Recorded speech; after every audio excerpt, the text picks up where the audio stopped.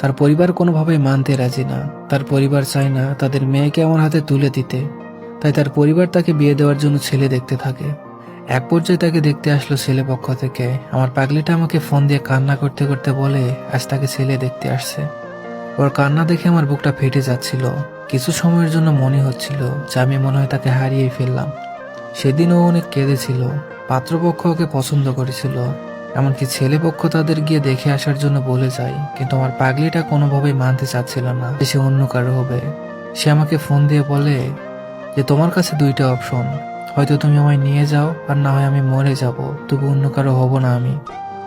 আমি কি করব কিছুই বুঝতে পারছিলাম না। কোনটা ভুল কোনটা সঠিক আমি কোনোটাই বুঝে উঠতে পারছিলাম না।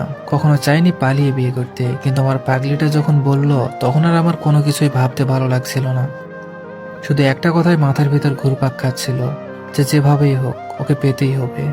এক পর্যায়ে ওকে নিয়ে পালিয়ে গেলাম। 15 সেপ্টেম্বর, দিনটি ছিল বৃহস্পতিবার।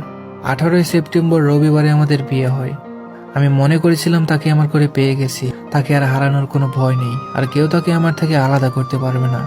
তারপর আমাদের পরিবার থেকে আমাদের ফোন দিয়ে বলে যে তোমরা বাসায় আসো, আমরা তোমাদেরকে মেনে নিয়েছি। বিশ্বাস করেন সেদিন যে কি পরিমাণ খুশি হয়েছিলাম, আমি আমার লাইফে এতটা খুশি কখনো হয়নি। তো তারপর 19 সেপ্টেম্বর সোমবার দিন আমরা বাসায় আসলাম, কিন্তু বাসায় এসে এমন পরিস্থিতির সম্মুখীন হব কখনো ভাবিনি। ওর পরিবার আমার কাছ থেকে আমার পাগলিটারে কেড়ে নিয়ে যায়। আমি তাদের পা ধরে কান্না করে বলেছিলাম, কিন্তু আমার কান্না তাদের পাথরের মতো শক্ত মনটাকে গলাইতে পারেনি। তাকে নিয়ে যাওয়ার পর থেকে ওর সাথে আর কোনো যোগাযোগ করতে পারেনি। অনেক চেষ্টা করেছি, কিন্তু ওর ফ্যামিলি ওর ফোন নিয়ে নিয়েছিল আর বাসা থেকেও বের হতে দিত না। তারপর 1 মাস পর 17 অক্টোবর তাকে অন্য জায়গায় বিয়ে দিয়ে দিল। ভাবতেই আমার বুকটা ফেটে যায়। আমার মানুষটা এখন অন্য কারো, অন্য কেউ তার উপর অধিকার খাটাবে। বিয়ের 8 দিন পর আমার পাগলিটা আমাকে ফোন দিয়ে অনেক কান্না করে। এভাবেই শেষ হয়ে গেল আমাদের ভালোবাসার গল্প। আমি কখনো ভাবিনি আমাদের আলাদা হতে হবে, কিন্তু আমাদের সত্যিকারের ভালোবাসাটাও আমাদের এক করতে পারেনি।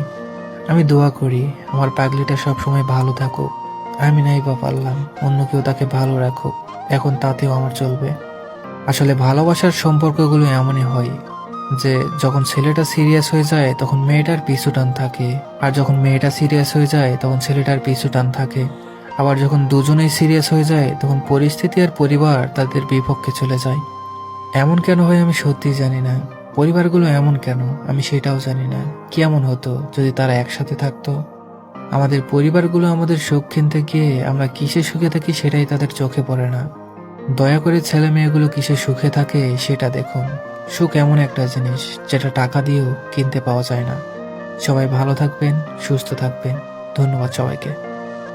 শ্রোতারা, আমাদের আসন্ন পর্বে আপনাদের সবাইকে জানাই আন্তরিক আমন্ত্রণ। আমাদের চ্যানেলটি সাবস্ক্রাইব করতে ভুলবেন না, কারণ আপনাদের ভালোবাসাই আমাদের এগিয়ে যাওয়ার প্রেরণা। যদি আপনাদের জীবনে কোনো ভালোবাসার গল্প থাকে তবে অবশ্যই আমাদেরকে মেসেজ বা ইমেলের মাধ্যমে জানাবেন। আমরা সেই গল্পকে কণ্ঠে তুলে ধরব, যাতে আপনার অনুভূতি পৌঁছে যায় সবার হৃদয়ে।